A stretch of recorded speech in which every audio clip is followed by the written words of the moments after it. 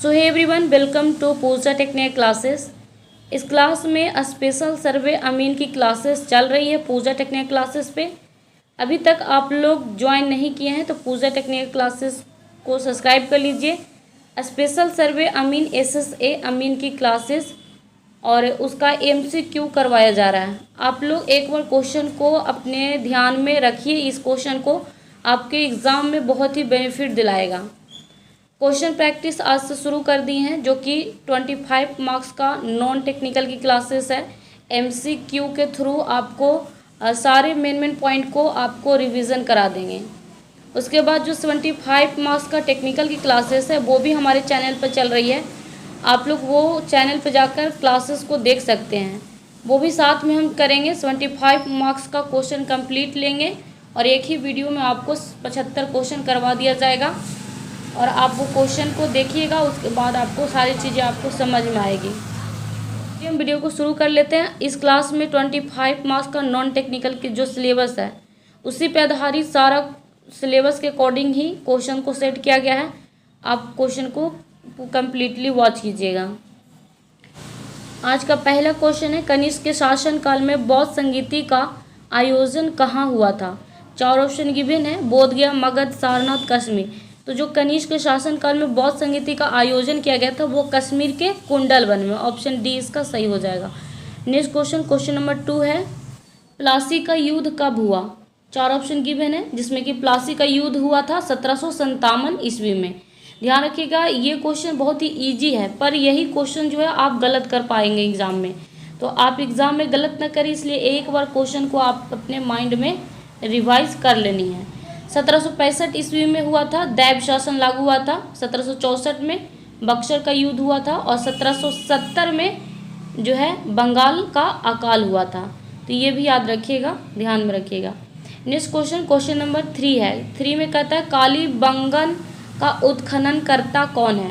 कालीबंगन का उत्खननकर्ता पूछा है। तो देखिए, कालीबंगन जो है वो राजस्थान में है और कालीबंगन से जो है जूता हुआ खेत, चूड़ी, ये सारे चीज़ जो है वहाँ साक्ष्य के रूप में प्राप्त हुआ है। लेकिन यहाँ पे उत्खननकर्ता पूछा है, तो कालीबंगन का उत्खननकर्ता है अमलानंद घोष। ऑप्शन ए इसका करेक्ट हो जाएगा। अब यहाँ पे देख लेते हैं, यज्ञदत्त शर्मा किसके उत्खनन करता है? तो यज्ञदत्त शर्मा जो है वो रोपड़ का उत्खनन करता है। और ये जो है रोपड़ जगह जो है, रोपड़ लिख देते हैं, रोपड़ जगह जो है वो पंजाब और हरियाणा में है, हरियाणा के बीच में है। उसके बाद JP जोशी जो है उत्खनन करता। यहाँ पे जो JP जोशी हैं ये उत्खनन करता है किस स्थल का? धौलावीर का, धौलावीर। अब यहाँ पे रंगनाथन है, ये रंगनाथन उत्खनन करता है रंगपुर का। रंगपुर कहाँ है? गुजरात में। ये जो धौलावीर है ये सिंधु सभ्यता का सबसे प्रमुख स्थल है, ये ध्यान रखिएगा। धौलावीर सिंधु सभ्यता का सबसे प्रमुख स्थल है। नेक्स्ट क्वेश्चन पे हम चलते हैं। क्वेश्चन नंबर 4 है, राष्ट्रपति लोकसभा को कार्यकाल पूरा करने के पूर्व भंग कर सकता है। कब भंग कर सकता है? 4 ऑप्शन गिवन है। तो राष्ट्रपति जो है लोकसभा को कार्यकाल पूरा करने के पूर्व प्रधानमंत्री की सलाह पर वो भंग कर सकता है। ऑप्शन ए इसका करेक्ट हो जाएगा। क्वेश्चन नंबर 5 है, प्रधानमंत्री पद पर किसी एक कार्यकाल के लिए सबसे कम समय के लिए कौन आसीन रहा है? 4 ऑप्शन गिवन है। मोरारजी देसाई ऑप्शन फर्स्ट है, सेकेंड ऑप्शन है चौधरी चरण सिंह एंड थर्ड ऑप्शन है BP Singh and fourth option है अटल बिहारी वाजपेयी। पूछा है प्रधानमंत्री पद पर सबसे कम समय में आसीन रहे हैं, वो है अटल बिहारी वाजपेयी। ऑप्शन डी इसका करेक्ट हो जाएगा। नेक्स्ट क्वेश्चन है, क्वेश्चन नंबर 6 है, राज्यसभा धन विधेयक को कितने दिनों के लिए लंबित कर सकती है? तो जो राज्यसभा है वो धन विधेयक को 14 दिनों तक जो है लंबित कर सकती है। ऑप्शन सी इसका करेक्ट हो जाएगा। क्वेश्चन नंबर 7 है, निम्नलिखित में से किस देश के समूह से होकर विषुवत रेखा गुजरती है?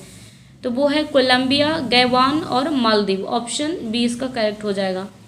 क्वेश्चन नंबर 8 है, कथकली किस राज्य का लोक नृत्य है? देखिए, कथकली पूछा है और ये लोक नृत्य है, याद रखिएगा। ये सारे ऑप्शन को भी हम यहाँ पे एक्सप्लेन करेंगे। कथकली जो है वो केरल का लोक नृत्य है, ऑप्शन बी इसका सही हो जाएगा।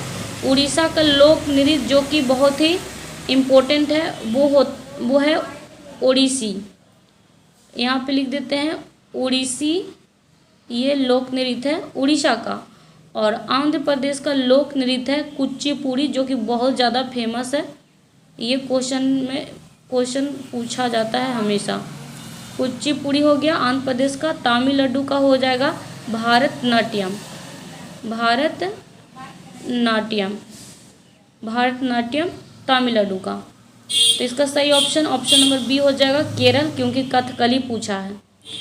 9 नंबर क्वेश्चन कहता है गारो खासी जयंतियाँ पहाड़ियाँ किस राज्य में स्थित है।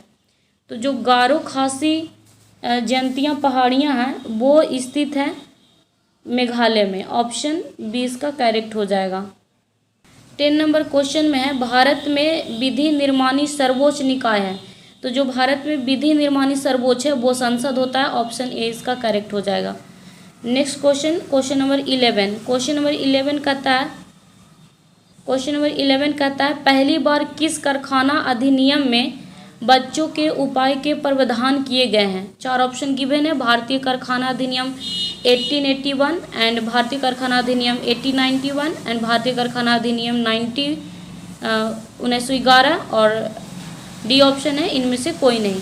तो जो पहली बार कारखाना अधिनियम बच्चों के उपाय के प्रावधान के लिए लाए गए थे वो है भारतीय कारखाना अधिनियम 1881, option A is the correct हो जाएगा। क्वेश्चन 12 है जलेपला दर्रा कहाँ स्थित है। 4 ऑप्शन गिवन है, सिक्किम, अरुणाचल प्रदेश, उत्तराखंड, हिमाचल प्रदेश।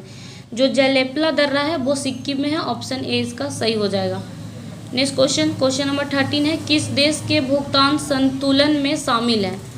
देखिए वस्तुओं और सेवाओं का व्यापार, पूंजीगत प्राप्तियां और भुगतान, बचत और निवेश, ऑप्शन डी है ए एंड बी। कौन सा ऑप्शन सही होगा। तो इसमें जो सही ऑप्शन हो जाएगा वस्तुओं और सेवाओं का व्यापार और पूंजीगत प्राप्तियां और भुगतान, दोनों इसके सही ऑप्शन, ऑप्शन डी इसका सही हो जाएगा। क्वेश्चन नंबर 14 में कहता है किस पंचवर्षीय योजना अवधि के दौरान सरकार ने वह कृषि नीति बनाई जिसमें हरित क्रांति का जन्म दिया गया। तो वो है तृतीय योजना, ऑप्शन बी इसका करेक्ट हो जाएगा। नेक्स्ट क्वेश्चन है क्वेश्चन नंबर 15। जब प्रकाश एक माध्यम से दूसरे माध्यम में तिरछा, ध्यान दीजिएगा तिरछा पूछा है, तिरछा प्रवेश करता है तो प्रकाश के संचरण की दिशा दूसरे माध्यम में बदल जाते हैं। इस प्रभाव को जाना जाता है किस नाम से। तो इस प्रभाव को जाना जाता है किस नाम से, प्रकाश के अपवर्तन के नाम से, ऑप्शन ए इसका करेक्ट हो जाएगा। 16 नंबर क्वेश्चन में कहता है प्रकाश तरंग किस प्रकार की तरंगे है। तो जो प्रकाश तरंगे है वो अनुप्रस्थ तरंगे है। क्या है, अनुप्रस्थ तरंगे, याद रखिएगा।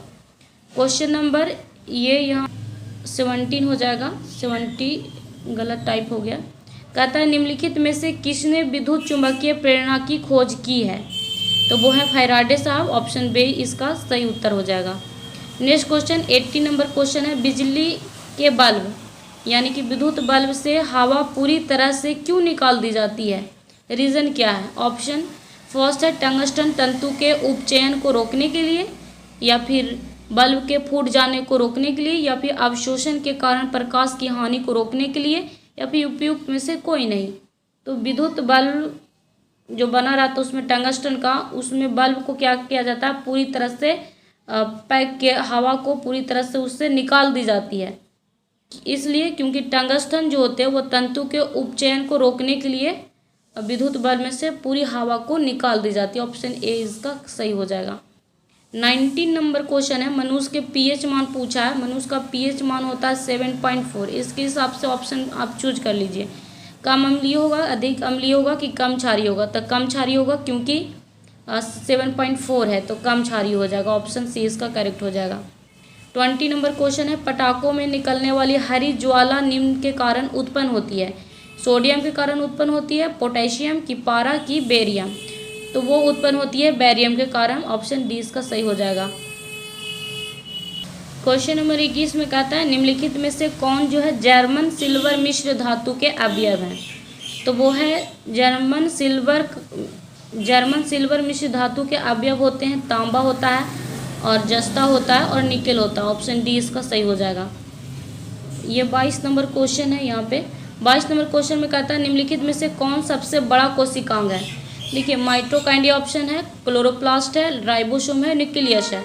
तो जो मनुष्य का सबसे बड़ा कोशिकांग होता है वो होता है न्यूक्लियस, ऑप्शन डी, न्यूक्लियस सबसे बड़ा होता है। माइटोकॉन्ड्रिया का काम क्या है? माइटोकॉन्ड्रिया जो है श्वसन का काम करता है। क्लोरोप्लास्ट जो है वो पेड़ पौधे के लिए खाना बनाने का काम करता है।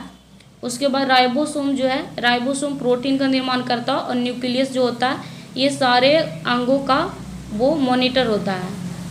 तो न्यूक्लियस इसका सबसे बड़ा कोशिकांग न्यूक्लियस होगा, ऑप्शन डी इसका सही हो जाएगा। 23 नंबर, यहाँ पे ये नंबरिंग गलत हो गया है। 23 नंबर क्वेश्चन में पूछा यदि माता का रक्त समूह एवं पिता का रक्त समूह बच्चों में संभावित रक्त समूह होगा। यहाँ पे गलत टाइप कर दिए। 23 नंबर क्वेश्चन है, यहाँ पे थोड़ा सा जो है टाइपिंग में मिस्टेक हुआ है, माइंड मत कीजिएगा। क्वेश्चन है यदि माता का रक्त समूह एवं पिता का रक्त समूह ए बी है, क्या है? ए बी है, तो बच्चों में संभावित रक्त समूह क्या होगा, यही क्वेश्चन पूछा है। ऑप्शन के अनुसार बताइए। तो संभावित जो रक्त समूह होगा बच्चा में कि कौन सा ब्लड ग्रुप आएगा, वो होगा ए बी। यदि ए बी है तो ऑप्शन बी इसका सही हो जाएगा। 24 नंबर क्वेश्चन, 25 नंबर क्वेश्चन में कहता है ऊर्जा पिरामिड होता है हमेशा सीधा, हमेशा उल्टा, सीधा तथा उल्टा दोनों, या फिर उपयुक्त में से कोई नहीं। तो जो ऊर्जा पिरामिड होता है वो हमेशा सीधा होता है, ऑप्शन ए इसका करेक्ट हो जाएगा।